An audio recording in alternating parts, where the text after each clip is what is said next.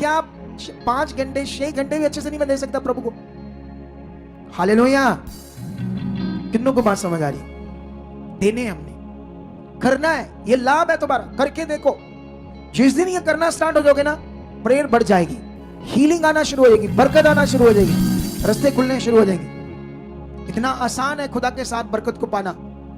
बरकत इसलिए नहीं कुछ लोग पा रहे क्योंकि शरीर में कंटिन्यू है, जो खुदा की इच्छा उसे समझ कर नहीं कर रहे। हालेलुया। लेकिन इस बात को पकड़ कर रखो। लेकिन लास्ट में मैं जल्दी जल्दी आपको याकूब की पत्री के बारे में कुछ समझाना चाहता हूं। मैंने थोड़े दिन पहले कहा था याकूब की पत्री में कुछ बातें हैं जो तुम्हें समझनी बड़ी जरूरी है। और यहां पर चैप्टर 2 है। आप जानते हो इसको, अगर हम ये याकूब कौन है, बाइबल में रिसर्च लोग इसे हाफ ब्रदर कहते हैं यीशु मसीह का। क्या कहते हैं इसको? Half brother. जिस औरत से यीशु मसीह ने जन्म लिया उसी औरत से इसने जन्म लिया, ये याकूब ने। ठीक है, ध्यान दो इधर मेरी तरफ। लेकिन यीशु मसीह ने जिस औरत से जन्म लिया उसके गर्भ के अंडे यूज नहीं हुए क्योंकि वो कुंवारी थी। और कोई भी जो एक पिता का स्पर्म यूज होता है वो यूज नहीं हुआ। अगर एक पिता का स्पर्म और एक औरत के गर्भ के अंडों से जब बच्चा पैदा होता है, अगर यीशु भी ऐसे पैदा होता तो वो पापी पैदा होता हमारी तरह। लेकिन यीशु ऐसे पैदा नहीं हुआ। उसका जन्म अद्भुत है, यूनिक जन्म है। कितनों को बात समझ आ रही? लेकिन ये जो याकूब है, ये 12 गोत्र, जो इजराइल के 12 गोत्र हैं जो अलग अलग देशों में बसे हुए, उनके लिए पत्री लिख रहा है। और इस पत्री में वो पवित्र आत्मा की बात कर ही नहीं रहा। कितनों को बात समझ आ रही? अनुशासन की बात कर रहा है। वो ऐसे बात कर रहा है कि जैसे मान लो, इधर ध्यान दो, हमारी जिंदगी यीशु मसीह में बदलनी चाहिए। ये जो लोगों को पत्री लिख रहा है, ऐसा नहीं कि उन लोगों ने यीशु पर विश्वास नहीं किया था। उन लोगों ने यीशु पर विश्वास किया था, लेकिन वो ना, उन्हें जैसे वो लोग व्यवस्था की रीतियों पर बहुत लॉन्ग टाइम तक मन लगा कर रखते थे। कितनी गड़बड़ चल रही थी उनके बीच में भी।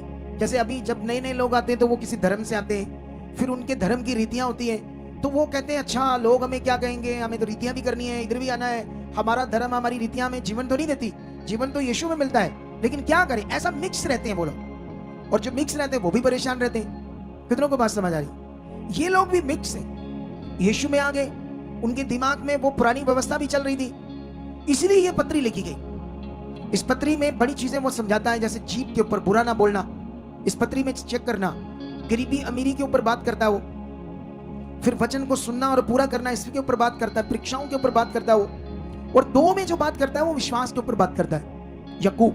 लेकिन यहां से जब हम पढ़ते हैं तो वो समझाता है कि जो विश्वास है तुम्हारा, वो ऐसे लिखा है, 14 से पढ़ते हैं, हे मेरे भाइयों, यदि कोई कहे कि मुझे विश्वास है पर वह कर्म ना करता हो तो इससे क्या लाभ? क्या ऐसा विश्वास कभी उसका उद्धार करा सकता है? यदि कोई भाई या बहन नंगे उगाड़े हो और उन्हें प्रतिदिन भोजन की घटी हो और तुम में से कोई उससे कहे कुशल से जाओ, तुम गर्म रहो और तृप्त रहो, पर जो वस्तुएं दे के लिए आवश्यक हैं वह उन्हें ना दो तो क्या लाभ?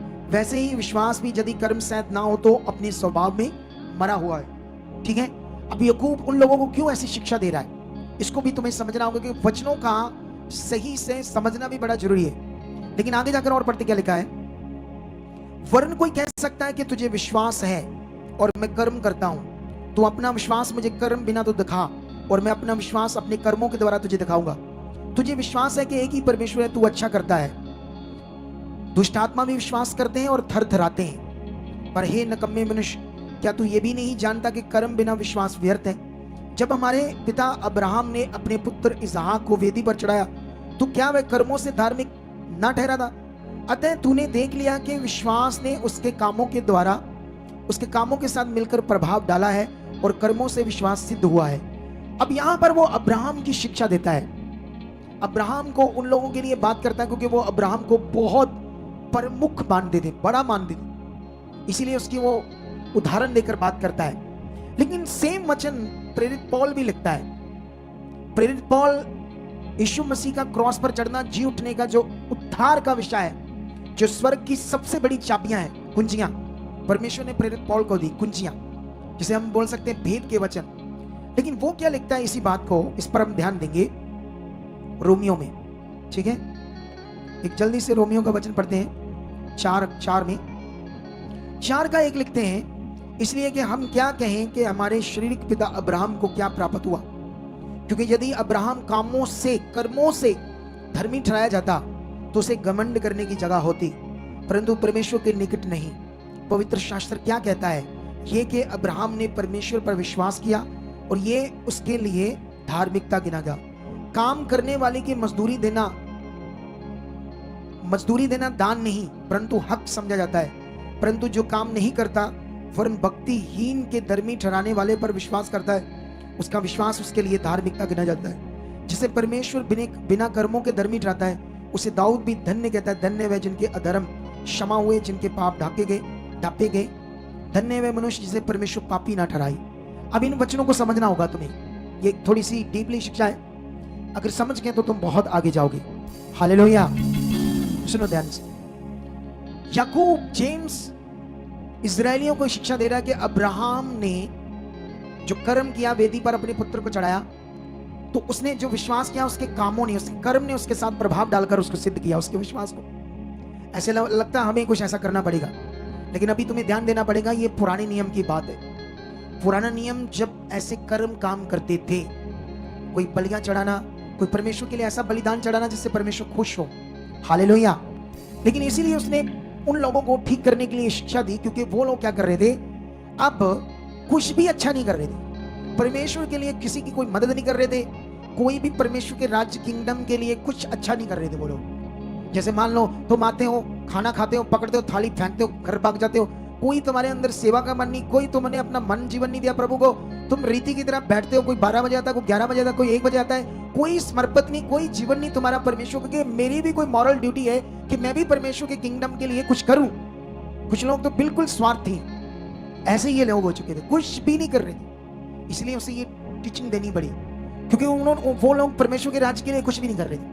इसलिए उन्हें समझा रहा था कि तुम विश्वास तो करने लगे हो, लेकिन कर तो तुम कुछ भी नहीं रहे परमेश्वर के लिए। इसीलिए वो ऐसी टीचिंग दे रहा था। लेकिन प्रेरित पौल ने यही वचन को जो समझाया है, वो इसलिए समझाया है कि जो यीशु मसीह की कुर्बानी है वो हमारे लिए बड़ा दान है। क्योंकि अब कोई ऐसा, जैसे उसने अपने बेटे को चढ़ाया कुर्बानी, तुम्हें कोई चढ़ाने की जरूरत नहीं है, क्योंकि यीशु ने काम किया है, यीशु ने हमें धर्मी ठहराया है। अब हमारा विश्वास यीशु के द्वारा, उसने जो बड़ा कर्म किया हमारे लिए, ये वो बातें हो रही है। इसमें समझना पड़ेगा ना रचना को। अगर रचना से समझ नहीं आई तो याद रखना फिर हम कुछ भी आगे पीछे विश्वास में चलते रहेंगे। वहां ये था कि जो मोक्ष है, जो मुक्ति है, जो पवित्र आत्मा का दान है, हमारे किसी कर्म के द्वारा नहीं, वो यीशु के ऊपर विश्वास करने से, पूर्ण नीति से उसे ग्रहण करने से, उसी के द्वारा जो पवित्र आत्मा का दान मिलता है यीशु के द्वारा, उसी को विश्वास करना है। वो एक आध्यात्मिक विषय है। लेकिन यहाँ जेम्स भी अच्छी बात कर रहा है, क्योंकि वो बिल्कुल स्वार्थी हो चुके थे। विश्वास तो कर लिया यीशु पर, लेकिन जो लोगों के लिए करना, जो कलीसियाओं के लिए करना, परमेश्वर के किंगडम के लिए करना, अगर तुम लोग सिर्फ इधर आकर ही बैठोगे मैनेजमेंट के लिए, जब अपने बीज को, अपने कामों को, आप बाबाओं को कितना पैसा देते थे बोलो? लाखों उड़ाए, लाखों उड़ गए बाबाओं के पीछे, डॉक्टरों के पीछे। क्या मन बनाया मैंने लाखों रुपए बाबाओं को दिए, मजबूरी में, जब मैं तकलीफ में था, और भी देना पड़ता, घर भी बेचना पड़ता तो देता। लेकिन जब मेरे ऊपर उपकार हुआ तो क्या मैंने 1 लाख 2 लाख ऐसे दिल से कि मैंने भी प्रभु का शेड बन रहा है, कमरे बन रहे, जगह ले रहे, ब्रांचेस बन रहे, मैं भी देता हूं 2-3 लाख, क्या ऐसा मन आया? मैंने लाखों तो दवाइयों में दी। लेकिन अब यहां मन नहीं है। यही वो चीज समझा रहा था कि तुम अब कर्म नहीं कर रहे। कितनों को बात समझ आ रही है? सूख रहे हो तुम। इस शिक्षा को पकड़ कर रखना आज हमें जीना है खुदावंत के लिए, उसके किंगडम के लिए। जितना तुम करोगे उतना ही बड़ा फल तुम्हारा होगा। जितना उसके लिए जियोगे उतनी आशीष तुम्हारी ज्यादा होगी। जितना तुम ध्यान उसके वचनों में लगाओगे, जितना उसकी इच्छा में चलोगे, उतनी ज्यादा बरकत होगी। जितना जल्दी आकर बैठोगे उतनी बड़ी तुम्हारी आशीष होगी। जितना तुम लेट आओगे उतनी तुम्हारी प्रेयर में मन नहीं होगा, तुम्हारा यहाँ बैठने को अच्छा मन नहीं होगा, उतना दुष्ट अंदर नेगेटिविटी काम करती रहेगी। इसीलिए बाइबल कहती शरीर को मारो। क्या आप रेडी हो? शरीर को मारकर अपनी बरकतें जो रखी खुदावंद ने इतनी ज्यादा, वो लेने के लिए तैयार हो? हालेलुया। ये शरीर है। मैं घंटों प्रेयर में रहता हूं, सारा दिन, मैं पूरा दिन अपने रूम में रहा, जरा सा बाहर आया, रात तक, आधी रात से भी ऊपर तक मैं 2 बजे 2:30 बजे तक जागता रहा प्रेयर में। कितनों को बात समझ आ रही? किसके लिए? परमेश्वर के लिए, उसकी इच्छा के लिए, आपके लिए। क्या मुझे कोई कुछ प्रॉब्लम होती है? क्या मैं तुम्हारी तरह दुख में रहता हूं? क्या मैं तुम्हारी तरह हालात में रहता हूं? तुम भी आगे बढ़कर देखो कैसे तुम हालात में रह जाओगे। आज से अंगीकार करो, मेरा मन बदल चुका है, मैं बढ़ चुका हूं, मैं आगे आ चुका हूं, जो मैं सुन रहा हूं उसे मैं बड़ा तगड़ाई से कर रहा हूं। जितना तुम्हारा मन बड़ा हो जाएगा उतनी बड़ी आशीष तुम्हारी होगी। तुम्हें हर हालत में अपने आप को पॉजिटिव बनाकर रखना होगा। हालात भी है तब भी परमेश्वर धन्यवाद, मेरे हालात पर ध्यान नहीं देना, परमेश्वर पर, इन गवाहियों पर, इस पावर पर जो तुम यहां सीख रहे हो। तुम मिस्त्री का काम करते हो, तुम्हें वो ठेकेदार बना सकता बड़ा वाला, अगर तुम खड़े रहे, अपने बीज को वफादारी से बोए और अंगीकार करते रहे, मुझे बुद्धि दे चुके हो, मैं अच्छा ठेकेदार बन चुका हूं, मैं ज्यादा पैसे कमाकर और बोने वाला बन चुका हूं। ऐसा खुदा तुम्हारे साथ कर सकता है। कितनों को बात समझ आ रही? हालेलुया। बाकी एक चीज पर ध्यान दो, सिर्फ खुदा के साथ चलकर ही भला है, वरना नहीं। अहमदाबाद का जो एक्सीडेंट हुआ इतना बड़ा, जो अहमदाबाद से फ्लाइट उड़ा इंग्लैंड के लिए, उसमें 242 लोग थे। उसमें एक डॉक्टर था जो इंग्लैंड में 6 साल से डॉक्टर की प्रैक्टिस कर रहा था, इतनी मेहनत की, स्टडी की, सब कुछ किया, 6 साल परिवार से दूर रहे। यहाँ उसकी वाइफ डॉक्टर थी, बच्चे छोटे छोटे थोड़े थोड़े बड़े हो गए थे, और 6 साल अलग रहकर सारा सेटअप करके उनको लेकर अब प्लान किया था अच्छे से जिंदगी जीने का, बच्चों के भविष्य को बनाने का।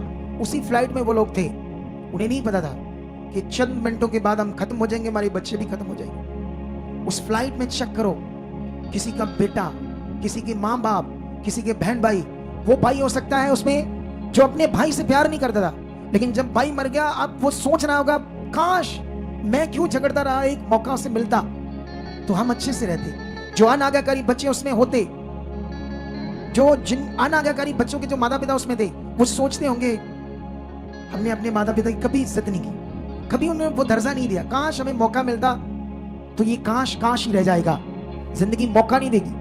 तुम लोग इधर उधर भटकते हो, ऐसी चीजें शरीर की करते हो, मुझे थोड़ा गुस्सा आता है और आत्मा भी शोकित होता है। तुम सीरियस नहीं हो रहे। कुछ लोग, तुम्हारा स्वभाव तुम बदलने के लिए कभी परमेश्वर के सामने नहीं जाते। उन लोगों के पास मौका नहीं है, वो खत्म होगी, जिंदगी खत्म होगी। मैंने कुछ लोगों की बॉडीज देखी, काली धुत हो गई थी, थोड़ी थोड़ी बची थी, और वो भी ऐसे जैसे कोई पूरी तरह से तंदूर में भुना होता है, कुछ हड्डियां तक नहीं गई लोगों की मिली, बॉडी तक नहीं मिली किसी। कितनों को बात समझ आ रही? हमें एक सीख मिलती है जो वचन में लिखा, यहाँ अंत के दिनों की ये निशानियां हैं। आज हमें बढ़ने की जरूरत है खुदाबंद के साथ। हाथ उठाओ, उन लोगों के लिए, उन परिवारों के लिए प्रार्थना करो कि परमेश्वर जो हादसा हुआ है उसमें जो जानी गई है, अब तो वो वापस नहीं आ सकती, लेकिन जो उनके बचे हुए लोग हैं, परिवार है, उनको शांति दो खुदा, क्योंकि सच्ची शांति सिर्फ आप दे सकते हो। खुदाबंद हम मांगते हैं उन लोगों के लिए, उन्हें शांति दे चुके, उन्हें शांति दे चुके, परमेश्वर शांति दे चुके, यीशु मसीह के नाम। आमीन। आप जानते हैं एक अगुआ उठा थोड़े समय पहले, वो मेरी तरह पॉजिटिव शिक्षा देने लगा। मैंने देखा वो तेल पानी नहीं दे रहा था लोगों को, मैं उससे खुश हो रहा था। मैंने कहा वाह, ये भी मेरी तरह कोई अगुआ उठा है, अच्छी पॉजिटिव शिक्षा दे रहा है। लेकिन फिर पता नहीं क्या हुआ, उसे वो तेल पानी भी देने लगा। फिर पता नहीं क्या हुआ, उसकी एक वीडियो मैंने देखी, वो कह रहा था जैसे पवित्र आत्मा तुम्हारा सहायक है, इसी तरह तुम्हारी पत्नी है। जब आत्मा बोलना तुम्हारे अंदर बंद कर दे और तुम्हें सुनना बंद हो जाए, तब तुम्हारा उसी तरह से जो तुम्हारी पत्नी है, सेम पवित्र आत्मा की तरह तुम्हारी सहायकन है, उसको सुनना शुरू कर दो। ये सही शिक्षा नहीं है। कभी भी आत्मा बंद नहीं होती, बोलो। और कभी भी किसी की पत्नी पवित्र आत्मा की जगह काम नहीं कर सकती। कई बातों से उसे हौसला दे सकती पति को, कई बातों से पत्नी उसे हेल्प कर सकती है, लेकिन पवित्र आत्मा की जगह कभी कोई पत्नी काम नहीं कर सकती। कितनों को समझ आ रही है? ऐसी गलत शिक्षाएं खड़ी हो रही है, इनका असर कलीसिया पर असर माड़ा हो सकता है। वहां बैठे हुए लोग खुश हो रहे थे क्योंकि उनके लिए उनका अगुआ जो भी सिखा रहा है बेस्ट है। यही प्रॉब्लम है, लोग खुद अच्छी चीजों को सीखना समझना नहीं चाहते। और तिमोथियस के वचन में भी लिखा था कि वो टाइम आएगा जो लोग खरा वचन नहीं सुनेंगे, कानों की खुजली के कारण अपनी अभिलाषों के अनुसार अपने लिए उपदेशक या टीचर या अगुए ढूंढ लेंगे, खरा वचन सुनना पसंद नहीं करेंगे। लेकिन मैं तुम्हें दे रहा हूं खरा वचन जो तुम्हें बचाएगा, जो तुम्हारी जिंदगियों को बेस्ट बनाएगा। कितनों को बात समझ आ रही है? तो क्या आज से तुम परमेश्वर की इच्छा में प्रैक्टिकल करने के लिए तैयार हो? क्या आज से अपने शरीर को मारने के लिए तैयार हो? अगर तुम्हारा शरीर रहा तो तुम बीमार होते रहोगे, तुम परमेश्वर के साथ अच्छे से नहीं चलोगे। शरीर जब तक काम करेगा, कौन क्या कर रहा है भूल जाओ, कौन अगुए क्या बोल रहे हैं बंद, किसी की ना सुनो, तुम ना सुनो, ध्यान दो। जो मैं तुम्हें सिखा रहा हूं आत्मिक चीजें, इन पर ध्यान दो, अपना फोकस परमेश्वर पर बनाओ, उसकी इच्छा पर बनाओ। और मैं विश्वास करता हूं जितने लोग इन बातों को पकड़ कर चलेंगे उनकी बड़ी आशीष होगी। हालेलुया।